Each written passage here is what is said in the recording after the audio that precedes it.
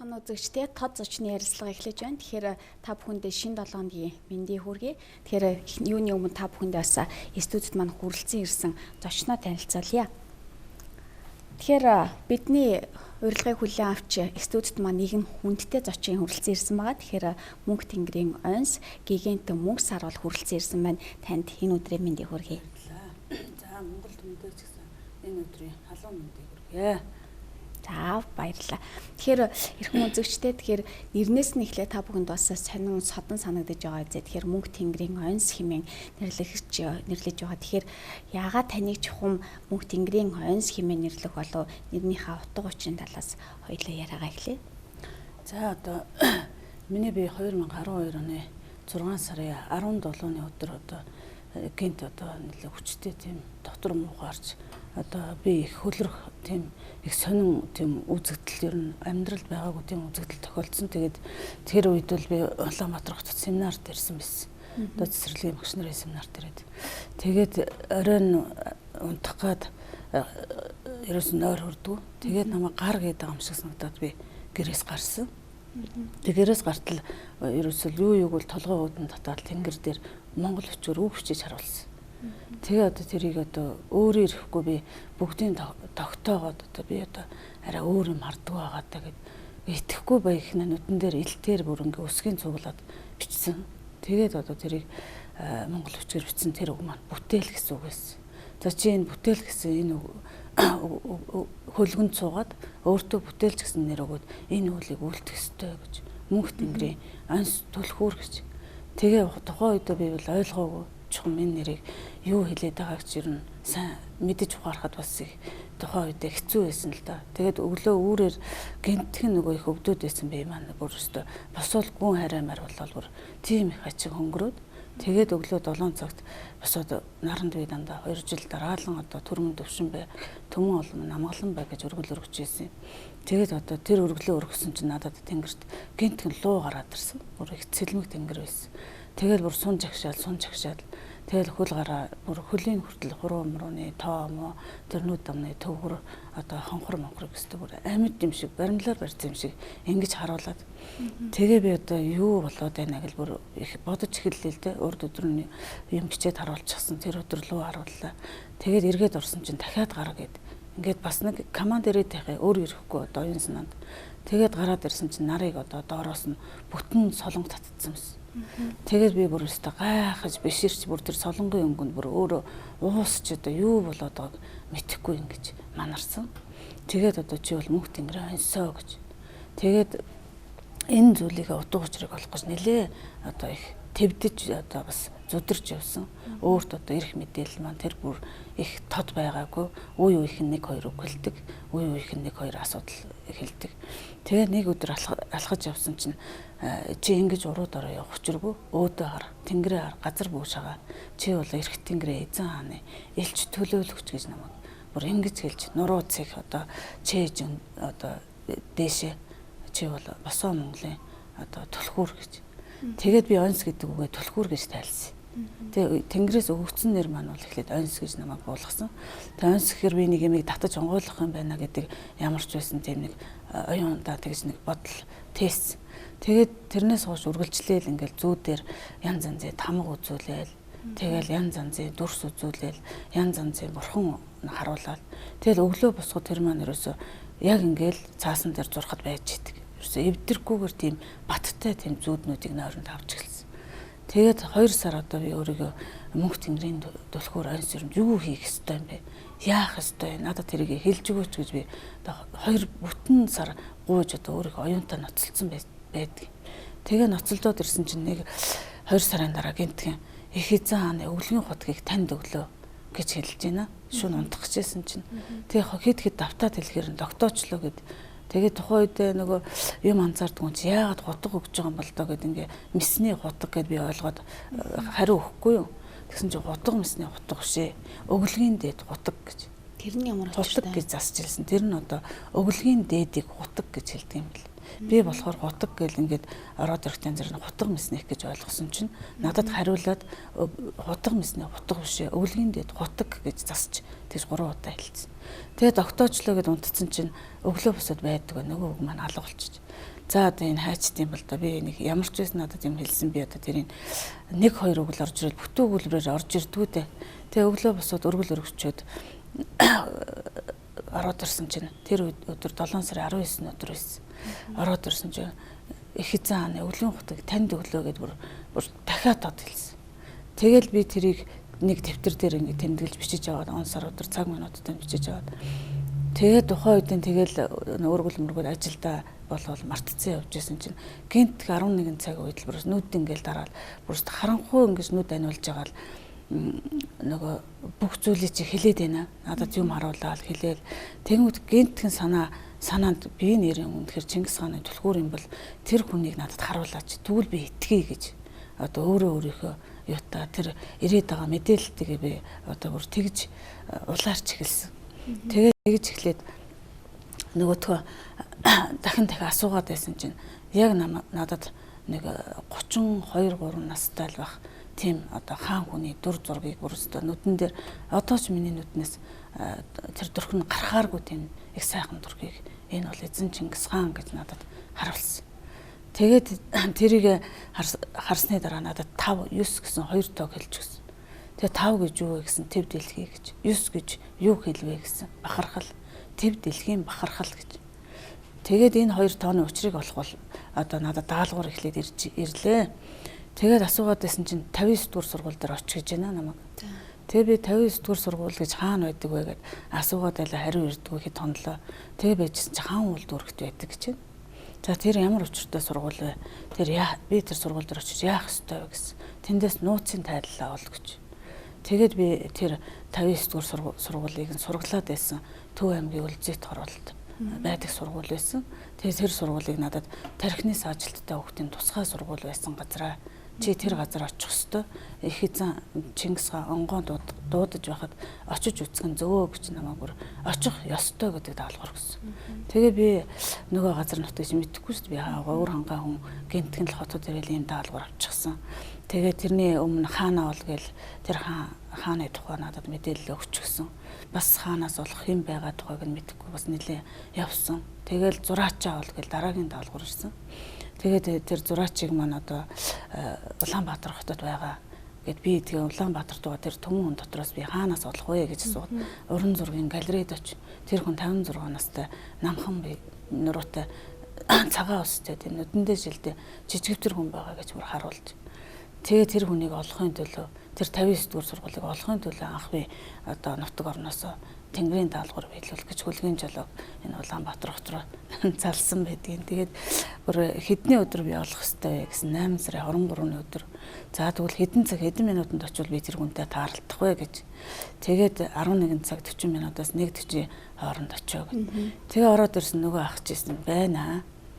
Хараал өрөөс ингээл зүрх савлал бүр өстө сонирн байдалд ороод бүр эндээс нэг баяр төрөл ойлгох гээд байгаа юм шиг ингээл их тийм хүний тэр сэтгэл би одоо бодоход бол тухайн үед өөрөө тэгээд байгаа юм шиг байсан. Гэтэл миний сүнс тэгтэл баярлсан юм бэл. Тэгээд одоо анх би зураач олж авсан. Тэгэхээр та бол одоо ард түмэндээ Чингис хааны одоо сургаалыг нь үлгэрлэж сургаалыг нь ард түмэндээ одоо хийлж зааж таниулж тэнгиж яваа сурталчилж яваа гэж болно тийм ээ. Ийм одоо их үеийг гүйцэтгэж явна. Тэгэхээр энэ үеэлд юу н анх хизээ оров танд одоо за таны хэлснээр сая хамгийн анхны даалгаврыг бас Мөнх Тэнгэрээс танд өгсөн байна. Энэ даалгавар энэ мэтчлэн анхны даалгавраа авснаас хойш танд одоо цаг тухай бүрчлэн тийм ээ. Даалгавар ямар даалгавруудыг өгч ийн тухайн даалгавраа биелүүлэх ямар хугацааг өгсөн бэ? За бүх зүйлийг бол он сар өдөртөө тодорхой хэлж өгдөг. Тэдэн сарын тэдний өдөр тэдэн цаг минутанд тэнд очиод тийм үйлийг тэгж хийгээд тэгэд урдчлаад хийх зүйл бол зарилгаар Мөнх Тэнгэрийн зарилгаар боо. Тэр зарилган дээр одоо тэр үйлийг үлдэх бүх заавар буудаг. Тэгээд тэр зааврынхаа дагуу яг тэр тоглосон өдөр хоногт нь хийдэг. Тэгээд миний үйл бол одоо 2012 оныхоо 8 сарын 23-наас үндсэндээ одоо зураач болохоос эхэлсэн байдаг. Тэгээд өдийг хүртэл би одоо 200 гаруй уулыг одоо ном зурмынхын дагуу эцэг тэнгэрийн зарилгын дагуу үлдсэн. Одоо бүх зүйлийг эцэг тэнгэр одоо надад зааж өгдөг. Мөнх тэнгэр одоо мөнх тэнгэрд одоо тэнгэр гэдэг үг маань тэнд гэр бий гэсэн утгыг агуулдаг гэж би миний хувьд бол миний тайлсан тайллаар тэгж үздэг. Тэнд гэр байна гэдэг бүхэл бүтэн амьдрал бүхэл бүтэн оршихуй байдгийг л одоо олж тань гэж надад даалгавар өгсөн юм а гэж би тэгж ойлгож явдаг.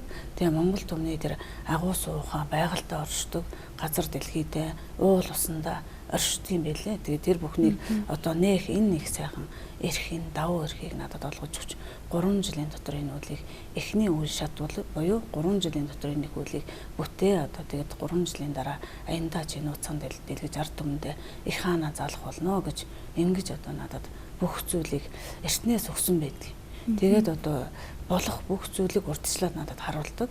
Зүгээр л нөгөө кино зурагтаар юм харж байгаа юм шиг ингээд харуулцдаг. Тэгээ би тэр үүлэндээ хүрхийн төлөө чармаадаг. Одоо би тэгшилж тийм ээ тэр үүлийг одоо буруу хийхгүй алдаа гаргахгүй тулд одоо хичээж ажиллаж байгаа юм да. Тэгээд уул усныхаа нууцуудыг бүгдийг нь тайлсан одоо газар дэлхийн эзэдийг бүгдийг нь одоо сэрээсэн одоо ертөнцийн тэр агуу их тамга суу тамга гэж байдаг юм билээ. Тэгээ надад эхлээд тэнгэрийн тамгыг харуулсан байдаг. Тэгээ тэнгэрээ одоо тэр тамганы дагуу бүгдийг нь амьлуулж дуусаад сая одоо сүүлийн хагас жил газрынхаа тамгыг амьлуулад ингээд одоо газрын тамга, тэнгэрийн тамга хоёр нийлж ертөнцийн тамга буюу 3 гал хас гурвалжин бүрдэж энэ одоо ертөнцийн тамга Монгол түмний гар дээр амьлж байгаа маа. Тэгээд энэ их хүч, энэ их агуу зүйл одоо Монгол түмэнд ирсэнд би хувьдаа бас их талархаж явдаг. Тэгээд одоо энэ их хувь тавиланг одоо өргөж яваадаа бас өөртөө одоо бүхэл зүйл одоо миний нуруунд дээр энэ ард түмний сайн сайхан амьдрал миний энэ сэтгэлийн хүч энэ одоо оюуны хүчин дээр тогтож яваам шүү гэж одоо ард олноо цалгаахгүй сайхан байлгахын төлөө бие зориулж байна. Тэгэхээр ертөнцид түн бомон хүн бий. За тэр дундаа Монгол улсад маань 3 сая гаруй иргэн байна. Тэгвэл Тэнгэрээс яагаад таныг сонгосон болоо та ямар учир шалтгаанаар бууж ирв тийм энэ олон хүн дотроос яагаад таныг зөвхөн өөрөө хэлчихье гэж сонгоо гэдэг нь бас их сонир санагдаж байна. Асуулт чи их сайхан асуулт байна. Би анх эхлээд намайг мөнх тэнгэрийн дэлгүүрээр би биш гэж Тэнгэрт одоо бодоход их зоригтой хэлж ийсэн байгаа. Танихгүй мэдэхгүй учраас тэгж хэлсэн. Юм үүлээ таних учраас гэтэл намайг шороо шиг төмөн хүн дотроос чадах учраас чамааг томлсон. Чи бол одоо намаг шалбаагийн дотроос ургасан бадам ланхаа цэцэг гэж. Энэ хоёр өгүүлбэрээс одоо би өөрийгөө таньж гарч ирсэн.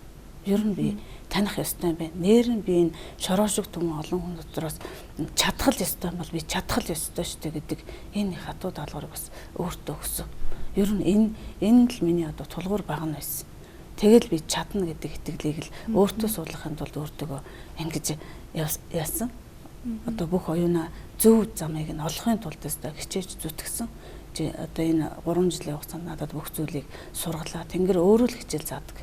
Хүнийг одоо яаж явах, ямар замаар алдахгүй явах, яаж одоо төвшнээ нэмэх, яаж тэр үйлийг одоо зөв үлдэх бүх зам, арга замыг одоо өөрөө суралцаж чадвал бүгдийг одоо өгөгдлөөр өгсөн байдаг. Тэгээ миний нэг шалтгаан бол би одоо өмнөх төрөлдөө эзэн их Чингис хааныг одоо өөрийг нь душиж явсан тэр их эрдэм хүч оюуныг нь өргөж явсан багш тийм гарын бичээчгүн нь хүний дүрээр урт төрөлд ирж ирсэн юм билээ. Тэгээ тэр их агуу сууцал тэр Монгол түмний хүний хүрнээс улбаатай тэр их хүч шид Монгол түмэнд оршиж байсан учраас тэнийг хадгалж явсан ураг удам байсан. Тэр ураг удмын нэг болж би явсан юм билээ. Тэгээд дараагийн төрөлд ирэхдээ өндөр гэгийн зан узар болж ирж энэ агуу тэр хүмүүсийн дүрийг одоо бурхныхаа дүрээр бүтээж уралж ур ухаандаа тэрийг босож амьлаад босоод энэ ийм хүн бий болоод босоод өртлөн тэр ур ухаанаа тэр бурхан дахилдаа одоо шингээж өгсөн юм бэл. Тэгээд одоо 3 дахь үедээ би бас асуудаг, сонирхдаг. Би ер нь яагаад одоо ногоон дарих болж ирсэн юм бэ? Би яагаад энэ өндөр гэгэний сүнс надад байгаа мөртлөө ногоон дарих гэж намайг нэрлэдэг юм бэ гэж би өөрийнхөө сүнснээс асуудаг. Тэгэл өндөр гэгээ маань одоо хүний дээр агуу нандин хайр гэдэг их өгүүлшгүй агуу зүйл байдаг юм байлаа. Тэгээд ногоон дарихтай одоо сэтгэлийн их хайртай хүн байсан өндөр гэгээ. Тэгээд одоо өөрөө өөд болохын цагт ногоон дарагтай өөрийнхөө бүх хүч шидийг өөрийн юм шиг шингээж одоо орхиж үлдээсэн. Тэгээд одоо тэр төрлийг нь одоо миний бие олох аз завшаа тохиолдож энэ Тэнгэрийн хуулиар л үндсэндээ хийгдсэн зүйл гэж хэлж болох. Тэгээд Тэнгэрийн хууль бол хүний нүдэнд харагддаггүй, гарт баригддаггүй хатуу хууль байдаг. Тэгээ намайг одоо би түлхүүр гэж хийн юм бэ гэж асуухад чи төв дэлхийн зохицуулагч гэж. Би юуг зохицуулах ёстой вэ гэхэд хүн байглаа шүтэх хуулийг гэж.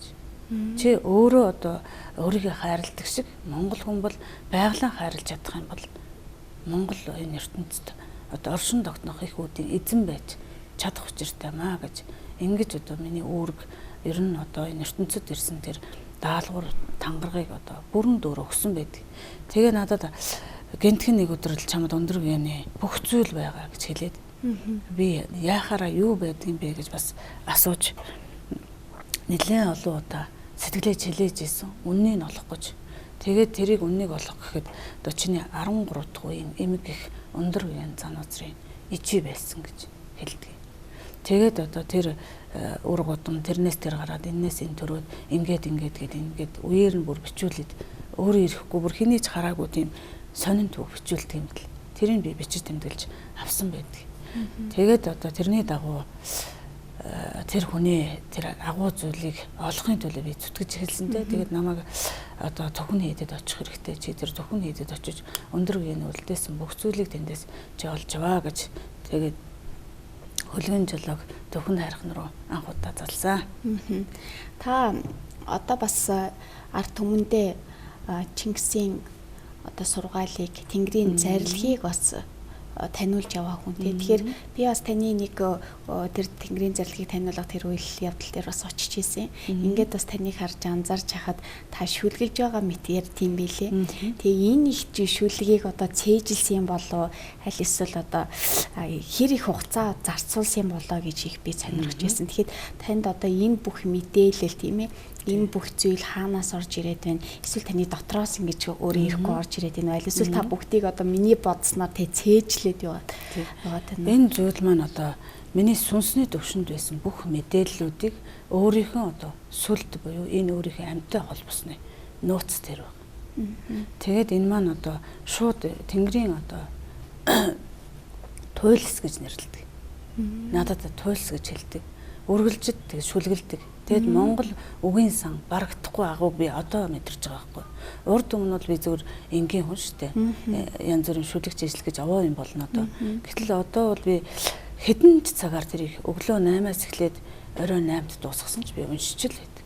Тэр зүйл хэзээч тасардгүй. Дунд нь би энгийн яриад эргээд орсон ч тэр бүх зүйл холбогдоод одоо байж идэг. Тэр нь бас би өөрөө гайхдаг. Гэхдээ энэ хүний оюун санааны тэр одоо төгс энерги гэж байна.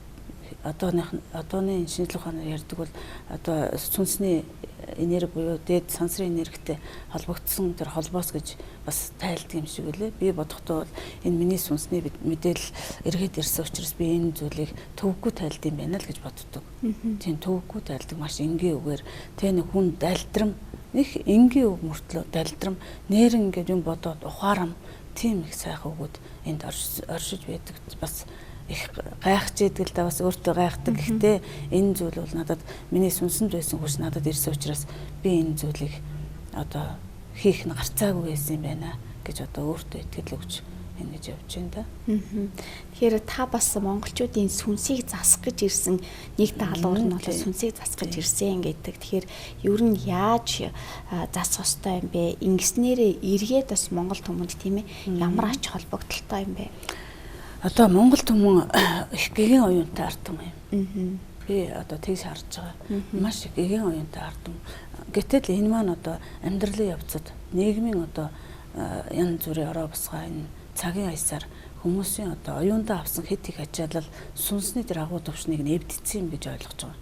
Тийм учраас одоо энэ цагт тэр одоо ивэл хайр хүн болгоо одоо энэ ертөнцийн тодорхой хэмжээнд хайраар дутагтал энэ хар муу зүйлийг үйлддэг юм байна гэсэн тийм одоо дүгнэлтэнд хүрж ийн л да би. Тэгээд энэ ертөнц маань одоо ард түмэндээ дутсан хайрыг нөхөх гээд ирсэн юм байна. Тэр хайраар тэр сүнс хөглөгдөж тэр сүнс өөрөө өөрийгөө засах ёстой юм байна гэж би энэ дээр бол 100% зогсож байгаа. Гэтэл би бол одоо эрсдэс өөрчлөгдсөн юм шүү дээ. Би энгийн цэцэрлэгийн багш байсан. Цэцэрлэгийн эрхлэгчээр нэг 25 6 жил ажилласан. Тэгэхэд надад одоо энэ оюуны потенциал байсан уу гэхэд би бас гайхдаг байхгүй. Би сүнснийхээ төвшнийг зөв олж авснаас л энэ бүх мэдээлэл зүгээр л надад бэлэн бүтээгдэхүүн болж орж ирж байгаа. Тэгэхээр Монгол хүний оюун санааны дээд хүч гэдэг хязгааргүй зүйл байдгийн байна. Тэр нь одоо сүнсэндээ оршдог юм байна. Сүнсийг цэвэрлснээр тэр хүн төгс болдог, амьдралыг ойлгох, ухаарах тэр ухаарлал нь одоо өөрт нь одоо ус цас шиг бүр тийм элбэг хангалуун ирдгийм байна гэж. Тэгээд би ер нь хүнд надад хэлсэн л дээ, цаанаас миний даалгавар бол 3 ертөнцийг засах үүрэгтэй ирсэн. Газар дэлхийн хүний ертөнцийн 3-ыг.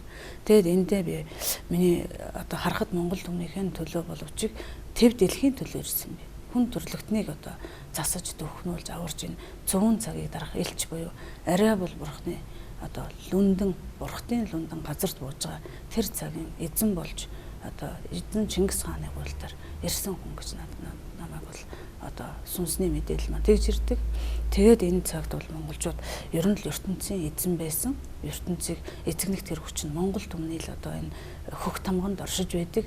Тэр хөх тамганы нууцад байдгаа гэдгийг нэг талдаа нотлох, нөгөө талдаа Монгол түмний одоо 3000 жилийн агуу сайхан амьдралаар амьдруулах 3000 жилдээ ард түмний сүнс одоо зөв тэгш оршиж хүн төрлөختөн одоо аз жаргалтай амьдрах тэр одоо өстө хайр дэлгэрж амьдрах тэр цагийг л одоо авчирж илгээж элчин болж ирсэн гэж би одоо өөрийгөө хэлэх байна.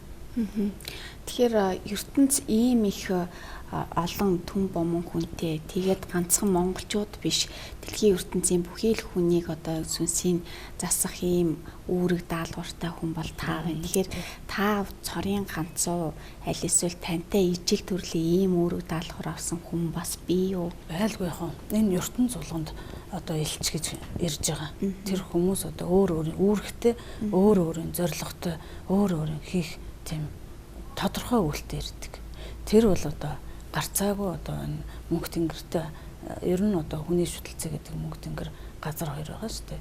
Энэ хоёрыг зөв дүрсчээж энэ хүн төрлөختөнд маань ирж ирдэг.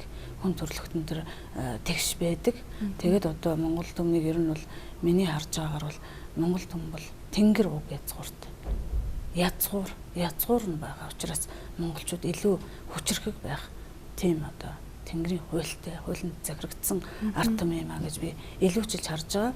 Тэгээд одоо Монгол түмэн засраад Монгол түмэн сайхан болоод Монгол түмэн одоо тэнгэрээ дэлхийгээ хайрлаад эхлэх юм бол бусад ард түмэн бол монголчуудын одоо эвэл дор амьдрах ийм хувь заяатай ард түмэн хүн төрлөختөн бол тийм хувь заяатай гэж тэгж би бодож явдаг. Тэгэхээр хэр хугацаанд юу н таны юм даалгавар гүйцэлдэх вэ? За эхний 3 жилийн үйл маань одоо ер нь шүтэрч байна. Би 6 сарын 22-нд одоо үйлийнхээ төгсгөл миний үеийн төгсгөлийн үр дүн бол би одоо ард түмэндээ болон тэнгэртээ одоо нэг үнэлгээ авч шалгуураа хэр сайн давсан тэр шалгалтанд орох гэж байна. Энэ цагт би эзэн хааныг одоо тэр Тэмүжин Чингис хааны сүнс урлагдсан тэр агуу хүнийг би одоо Монгол түмэндээ зарлаж буулгана. Одоо энэ одоо бух цаг тэнгэрийн хууль бол хизээч цаг хугацаа зөрчидгүй. Хинч хүсээд юм уу хинч албатаад тэрийг хааж дийлдэг зүйл. Тийм учраас одоо би ард түмэндээ одоо хаанаа таниулж хаан ч ирсэ хаан ч одоо бух болсон гэдгийг одоо мөнх тэнгэр өөрөө ирэхгүй ард түмэнд миний биеэр сэтгэл оюунаар дамжуулж хүргэж байна. Тэгээ 6 сарын 22-нд Монгол түмэндээ хаанаа зарлаж буулгаад дараагийн одоо их аян буюу төв дэлхий рүүгээ 3 жил гарна. 3 жил одоо төв дэлхий засна. Одоо ус гол мөрнөөс нь эхлээд одоо бүхэл хүний ертөнц энэ одоо газар дэлхийг бүрэн дүүрэн засч дуусгаж одоо нэг ертөнцөө төхнүүлж авна.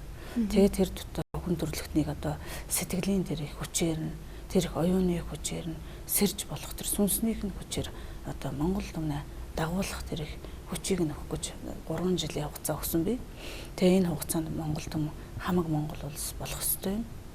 Одоо хөх толботой бүхэн нэгдэх ёстой юм. Тэгээд одоо дараагийн 3 жил бол Монгол түмний одоо жинхэнэ одоо амгалан тайван амьдрах 3 жил. Ингээ би 9 жилийн даалгавартай одоогоор явж байгаа. 3 гал бүрдүүлж одоо эхний галаа би хаан буулгаж тий намайг одоо дагаж 181 мянгад дэдэс сайн цагийн мянган бурхад дагаж ирсэн байдаг. Энэ одоо мянган бурхад маань ямар учиртай юм бэ гэхээр Майдар бурхны мянган гараа мэлж одоо сайн цагийн мянган бурхад буюу сайн цагийн Майдар бурхан гэж одоо хүмүүс ярьдаг шүү дээ. Би ч одоо энэ зүйлийг ихээ бага байхдаа 23 дугаар ангид байхдаа тэр богдын лүндэн гэдгээс би санаандгүй тэгж өсгөлж уншсан байдгийг. Тэр айлуудаар нэг дөрвөлжин бичгийн цаасан дээр бор цаасан дээр тийм бичгийн машинаар шивдсэн тэр зүйлийг нэг тараагаад явж байхыг одоо би үзэх ёстой байсан юм уу? Ямар ч юутай байсан юм. Тэрнийг өгөл одоо миний оюун санаанд байдаг байсан билээ. Би уг нь мартцсан л явж байсан чи гинтхэн өөртөө энэ даалгавар ирэхээр би чинь тэрийг мэддэг байсан юм штэ. Бараг тэгж бодогдож тэгж хүлээж авсан штэ. Тэгээ одоо бурхтаас маань их олон хүмүүс тодорч байна. Одоо ямар ч байсан 250 60 хүн тодорч байна. Би энэ 9 жилийн хугацаанд энэ 1181 өөрийнхөө төвшний юм агуу Монгол зөвхөн Монголд өөрийнхөө төвшний ийм агуу хаад хаттуудыг буулгаж ирж байгаа. Тэгээд хаан гэдэг үг маань хүн ухааны оргил, эр хүний ухааны оргилд хүрсэн хүн. Хатан гэдэг үг маань бүсгүй хүний ухааны оргилд хүрсэн хүн гэсэн нэр. Хаан хатан гэдэг маань ерөөсөө л эр хүний оргил ухаан, хатан хүний оргил ухаан, бүсгүй хүний оргил ухааныг л хаан хатан гэж нэрлэдэг. Тэгэхээр одоо тийм одоо тэр нэр алдраараа тэр хүмүүс одоо тодорч байгаа. Тэгээд бид нар маань одоо эртнийхээ бас өгөгдөл сүнсээр ирсэн. Тэр цагийн хааны сүнс энэ цагийн хүнд буусан. Тийм одоо учиртай. Тэгээ би энэ өглийг одоо би хийж дийлэхгүй байх бай гэж бас их хэмээдэг байсан. Энэ их үүрэг хариуцлагыг надад оногдуулсан байхад одоо чадах учраас чамайг томилсон гэхээр одоо надаас үр гарцгүй болчихж байгаа. Тэгээ би энийг одоо өстө нэг яг л тэр хэлсэн ёсоор нь хийхийн тулд би чармаах ёстой штэ л тэгэл аргэр амьдралаа орхиол тэгэл түм олныхон төлөө энэ ертөнцийн хүн зуны төлөө тийм зөвхөн хүн зам биш шүү дээ. Энэ байгаль, дэлхийн, ан амтан, аратан, жигүүртэн энэ ертөнцид оршиж байгаа бүхний сайн сайхны төлөө үйлчлэх гэж ирсэн. Тийм. Тэгэхээр таны яриан түрүүн бас хөгт холб гэж дурдагдлаа. Тэгэхээр Монгол хүний хөгт холбоос их онцлогтой гэдэг яг ямар утга учиртай, яг юу бэлэгддэм бэ гэдгийг тайлбарлаж. ертөнцид одоо надад хэлж тайлснаар дээд тэнгэрийг галын луу эзэгэндэг. Одоо доод твийг усны луу эзэгэндэг. Одоо хүний ертөнцийг хөх луу эзэгэндэг. Энэ хөх луугийн хүчил Монгол хүн болгонд байх юм. Тэгээд би энэ хөх тамганы галыг асаа 3 галыг чи асаа гэдгийг шалтгаан нь Монгол хүнд 3 гал байх юм. Тэр нь хөх тамганд нь гал байх юм. Тэр нь одоо тэр хөх луугийн хүчтэй гэж энэ ертөнцийн эзэн байхаас өөр аргагүй тэр тамга тэмдэг байгаа таахгүй. Тэрийг бол надад тэгж тайлдаг. Би тэгээд галынхаа лууг амьлуулж чад газар дэлхий одоо хар усныхаа лууг амьлуулж чад одоо хүний ертөнцийн хөх луу зэрэг амьлуулад явж байгаа. Өөрөө бол тэгж одоо үүлийнхээ дүгнэлтийг тэгж хийж байгаа. Тэгээд энэ монголчууд одоо тэр олон хөх луу сэрээд тэр олон хөх луу гал болоод ирэхээр одоо аргагүй одоо Монголд хүчтэй юм а гэж би харж байгаа. Энэ хүмүүсийн тэр агуу хүчийг энэ тамганд нь үлдсэн тэр хүчийг нь л би таниулж байгаа. Тэрнээс би өөр илүү шин юм нэмээд юм уу, илүү шин юм одоо хүнд бас өгөх гээд яваа гэвэл бас үгүй зүйл. Тэр уг язгуур сүнсэнд нь байгаа зүйлийг л зөвхөн нөгөө үндсэн байдаг. Би усалж өгч байгаа л хүн гэж өөрийгөө тэгж үнэлж хэлдэг. Ер нь тийм л гэж одоо энэ цагийн ухаанаар ойлгоход бол тэр тийм зүйл. Миний ойлгосноор бас 6 сарын 22-нд дээлж бас Тэнгэрийн зарилгыг бас танилцуулах нэ гэж ойлголоо. Тэгэхээр зөв. Тий, зөв. Тэгэхээр одоо би энэ хугацаанд 7 бурхадныхаа хүч шидийг газар дэлхийд гагнаж бүглэж буулгаж байгаа. Энэ ертөнцид 5 пирамид оршдог газар дээр. За тэнгэрт 7 пирамид оршдог. Тэр 7 пирамидын 7 бурхад газар дээр бол одоо тавлсан тэр хайрхтдуудад дээр нь пирамидуудыг нь буулгачихсан байгаа. Тэгээд одоо энэ 2 пирамидын огтлцсон тэр ертөнцийн тамга оршдог гэж надад тэгж тайлж өгч байгаа. Тэгээд тэр 7 бурхадны дундлын 5 одонд байгаа хүч шидэн 5 хадагны хүч шидээр бэлэгдсэн байдаг Монгол түмэн. Тэгээд би одоо сая улаан хадагныхаа үйлийг тэнгэрийн зарилгаар буулгалаа. Дараа нь цэнхэр хадагныхаа үйлийг тэнгэрийн зарилгаар буулгалаа.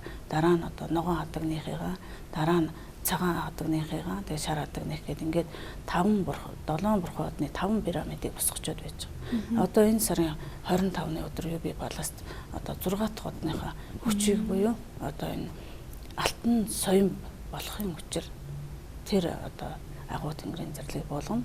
Одоо тэгээд 7 дахь одны үүлэн дээр мөнх тэнгэрийн алтан хаалгыг нэ ард түмэндээ. Тэгээд одоо хөх толботой бүхний тэр алтан хаалгаар дагуулж орж энэ одоо сайхан цагийг Монгол түмэн тэр цэрэг цагта шорон эмнэлэггүй болох тэр л сайхан зам үүд хаалгыг одоо нээж оруулах тэр ихтгэл дөрөв явж байна. Ийм өндөр даалгавартай би одоо Чингисийн Чинэлэг Монголыг байгуулнаа гэсэн том одоо зарилгын дагуу явж байгаа. Тэгээд эзэн хаан надад 2 өндөр зарлиг өгсөн байдаг. Анх эхлээд одоо тэр зарлиг 8 сарын 25-ны өдөр надад их тэнгэрийн хаманд буулгасан байдаг. Тэгээд тэр зарлигэн дээр Монгол хүн дорой байх учиргүй, дорд үзэгдэх ёсгүй, тэнгэрийг эзэн стэв дэлхийг эзлэх хүчиртэй гэсэн хатуу даалгавартай. За нэг нөгөө зарлиг нь болохтон зэрэг сайхан Монгол орныхоо салаа бүрийг нь уудлан харж, сан хөмөргийг нь аривдуулан барьж, үгээгүй ядуусын өөлийн үрийг үүнээс хойш үүр тусдгаа гэсэн. Энэ 2 том зарлигийг одоо биелүүлээд ер нь эхний үйл дуусах шатндаа явж байна. Тэгээ үр дүнтэйгээ ард түмэн маань одоо аргагүй одоо ард түмнийхээ сүнсийг бас ертөнд сэрээчдэг юм байна. Сэрээсэн. Би миний бодоход 2-3 жилийн өмнө намайг энэ мэдээллийг авахаас өмнө монголчуудын цаг ярьсан, цаг нь болсон гэл ингээд радио телевизээр их яриад байдаг гэсэн. Тэгээ тэрний учрыг би бас мэддэггүй тэр үед надад өгөгдөл байсан биш. Одоо нэг хэлийн цаг боллоо гэдэг юу болох гээд байгаа юм бол гэж анзаардаг, их сонирхдаг байсан маань эцэстээ намайг энэ их ерөө хүргэсэн байдаг. Тэгэхээр хамгийн гол нь бас хүн мэдлэгээ хэрхэн мэдээлэл болгох вэ? Өөрийгөө хэрхэн таньж мэдэх вэ гэж одоо өөрийгөө ч олж чадаагүй хүн маш их байгаа шүү дээ. Гэтэл та бол юу өөрийгөө олох нь тэгэл одоо өөрийгөө олж нээхээсээ илүүтэйгээр бас бусдад ингэж өөрийгөө хуваалцаж өөрөөрөө төлөөлүүлж ингэж Монгол түмнийг их сайхан амьдруулахын тулд ингэж зүтгэж яваа энэ их үйлийг хийж байгаа хүн байна шүү дээ. Тэгэхээр хамгийн гол нь бас ард иргэдийн зүгээс бас шалтгааллах тийм ээ. Бас тийм зүйл гэж байна уу? Тэр дээр бас юун дээр анхаарах вэ ярд юм. Монгол түмэн маань нар сараа шүтдэг ард түмэн юм. Одоо энэ өндөр гений тайлбарын үүлүүд дээр алтан соёмны тайлбарыг маш их өндөр түвшинд өөр мөртлөө утга санааныг тайлбарлаад явж байгаа. Тэгэхээр монгол хүн бол одоо өөрийн чинь энэ нүүр төрхийг нараар төлөвлөсөн байдаг. Өөрийн чинь энэ агуу суу ухаан төгс бэлэг ирүүлийг сараар төлөвлөсөн байдаг учраас шүтэлцээтэй ард түмэн. Одоо завилж суугаад чи хөлөө завилж суугаад газар дэлхийгээс хүч аваал гэсэн тэрл соёмны чинь доотлон гурвалжин маань хүн хөлөө ингээд завлаа суухаар хүний хөл гурвалжин болж харагдаж байгаа өнөөсөө. Нөгөө бурхан судлаар суусан байна да. Тэгэхээр чи ингээд суул энэ ертөнцийн эзэн шүү дээ гэл алтан соён бандаа өндөргийн монгол хүний тэгээд болгочихсон юм бэл. Тэгээд хизээ нэгэн цагт эргэж ирэхдээ би бүгдийг энэ алтан соён болгоно гэж. Тэгээд миний зорилго бол энэ монгол түмнийг алтан соён болгохын төлөө явж байгаа. Тэгэд одоо байгалаа сайхан шүтээд байгаль дээр эзэн болоо суучих юм бол таныг нар сарч өөрөө тэтгээд одоо энэ 3 галыг часаагаад өчгнөө гэд орой дээр 3 галыг чинь одоо хөх мөнгөний гал, зүрхний гал, оюуны гал буюу орон гал гэд ингээд 3 галыг дээр нь асаагаад бэлэгдчихсэн баг. Тэгэж одоо тэр нууцаа надад тэгж тайлсан байдгийг. Тэгээд нараан шүтээч ард түмэндээ сараан шүтээч. Нар бол үргэлж одоо хүний дутсан бүхний нөхчөөд. Сар болохтон зэрэг үргэлж хүний сэв хэр бүхнийг энэ сэтгэл ерөөсөл уудал чадаагүй бүхнийг уудлал хэлэхэд угаагаа цэвэрлждэг. Тийм шидтэй нарсаар ертөнцийн нарсаар энэ бүгдийг би одоо бүгдийг нь ариусгаж амьлуулж цэвэрлж одоо яг нар ертөнцид ямар төрхөөрөө тусдаг байсан тэрийг нь одоо яг тэр хэвэнд нь хаваачаад одоо тэнгэрийн даалгавраар амьлуулчихсан. Сарыг мөн тэгчихсэн. 7 бурхан одоо бас тэгээд амьлуулсан. Бүх оддыг бас ингээд амьлуулчихсан. Тэгэхээр ертөнцийн хүн шүтэлцээ холбоогоо зөв болгол мөнх тэнгэрэл дээдлчгэл юм бол Тэгэл таны оюун санаа мөнх тэнгэрт холбоотой. Би холбож өгөл үүрэг гүйцэтгэж. Тэр тухайн хүнийг л өөрийнх нь тэнгэртэй холбоод өчөө тэр хүн өөрөө тэнгэрийнхээ юугаар хүний сүнсний төвшин буюу оюуны хүч чинь дээрээсээ тий одоо хий бис чинь дээрээс буудаг бол газар дэлхийгээс энэ хүний энэ махан бие одоо энэ бие бүтдэг гэж одоо тэгж хэлдэг шүү дээ. Тэгэхээр одоо газрынхаа шимийг хүртэл тэнгэрийнхээ одоо тэр эрхшээл багтчихал юм бол одоо монголчууд болох юм аа. Тэгээд одоо надад тайлбарснаар хүн одоо хүний төрлийг олохдоо ертөнцийн хуулиар өгөө авааны хуультай ирдэг. Энэ хүн болж төрснийхөө хувьд ертөнцид өглөг өгөх ёстой гэж би үздэг. Тэр өглөг нь юу вэ гэхээр зүгээр л цагаан сүнийхээ дээжийг тий эдэн ондааныхаа дээжийг одоо газар дэлхийдээ өргөж одоо тариа будааныхаа дээж газар дэлхийдээ өргөж байж тэр хүн нэгт эсэндээ өөрийнхөө энэ хүн болж төрсний өвлгийг гүйцээдэг, хоёрт одоо өөртөө байх эрч хүч, өөртөө ирэх тэр буйныг тэрл зүйлээр авдаг. Өрөглөөр авдаг. Тэр авах юмаа дутаас нэгт өгөх юмаа дутаас авах юм дутсан. Тийм болохоор л одоо ард түмэнд Тэнгэрийн зарлагч гэсэн одоо өгөө, өргөдлөө өг, алгаан тусаад ав гэж. Одоо Монгол түмнийг би алгаан тусуулах гэж одоо хичээж яваа. Алгаан тус чураалахыг их зааж яваа.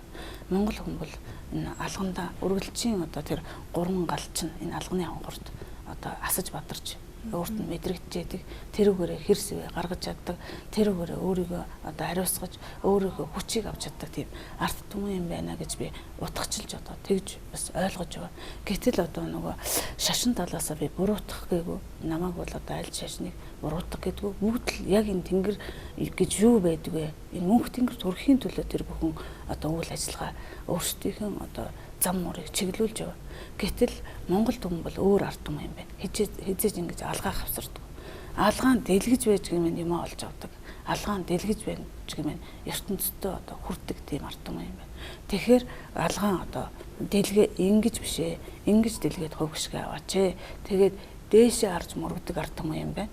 Хизээс доошоо харж ингэж мөрөгдөг арт түмэн биш юм байна л гэдгийг би ухаарч ойлгож байна. Тэгээд одоо энэ сайн цагийн мянган бурхад ирж энэ ертөнцийн одоо эзэн хаан морилгын цагт одоо хүн бүхэн эрчтэй, хүчтэй, хүн бүхэн дутах юмгүй ингэж одоо амгалан амьдрах байгальтайгаа зохицуулж тэнгэрээ шүтэж байж гэмээр ард түмэн одоо хүн төрлөختөнд зөв амьдрах юмаа гэдгийг л одоо сургаал үгээрээ одоо айлтгах гэж л ирсэн.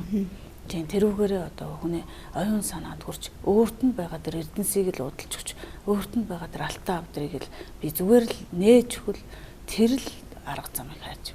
Тэгэхээр биднээс өвгд эцсийн сургаал өгсөй ямар үнэн үнэтэй юм бэ? Ямар их утга учир агуулсан шингээсэн байд юм бэ гэж ярьдаг.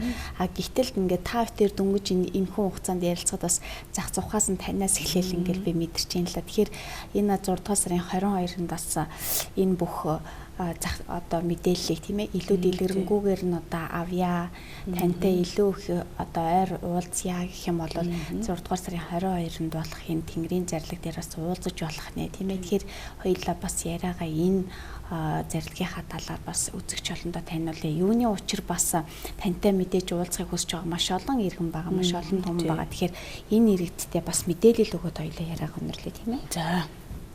За тэгээд 6 сарын 22-нд бол ертөнцийн хууль жамын дагуу энэ одоо агуу тэр зөнчд, мэргэд, тэр судлаачид, тэр агуу хүмүүсийн уудалж үлдээсэн тэр оюун санаанд нь бус өгөгдлийн дагуу энэ ертөнцид буюу Монгол түмэнд их эзэн Чингис хаан өөрийн биеэр заларч буух гэж байгаа. Тэр бол одоо гарцаагүй болох тэр зүйл байгаа. Тэгээд энд одоо ард түмэн тодорхой хэмжээр энэ л цагийг хүлээж энэ л цагийг хүсэж мөрөөдөж бидний одоо өвдийн мөрөөдөл өнөөдөр биелж одоо бидний гар дээр бэлэг болж буух гэж байна гэж би хувьдаа тэгж үзэж байгаа.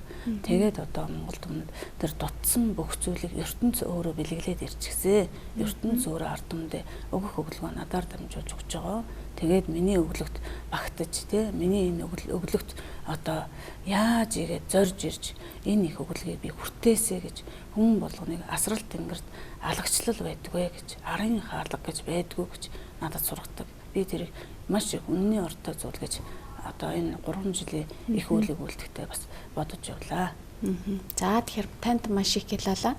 Тэгэхээр бидний урилгыг бас хүлээн авч хүрэлцэн ирсэн танд маш их баярлалаа. Тэгэхээр 6 сарын 22 буюу энэ дараагийн ээлжид тэнгэрийн зарилахаар бас үзэгч та бүхэн хэрэг хүсвэл бас гигантэн за мөнх тэнгэрийн ойс мөнх сарвалтаа уулзахын боломж та бүхэнд нээлттэй шүү гэдгийг хэлэхэд таатай байна. За ингээд өнөөдрийн тод зочны ярилцлага маань түрээд өндөрлөж байна. Мөнх тэнгэрийн ойс гигантэн мөнх сарвалын дундагийн хүндтэй зочин маань байлаа. Танд маш их баярлалаа. Баярлалаа.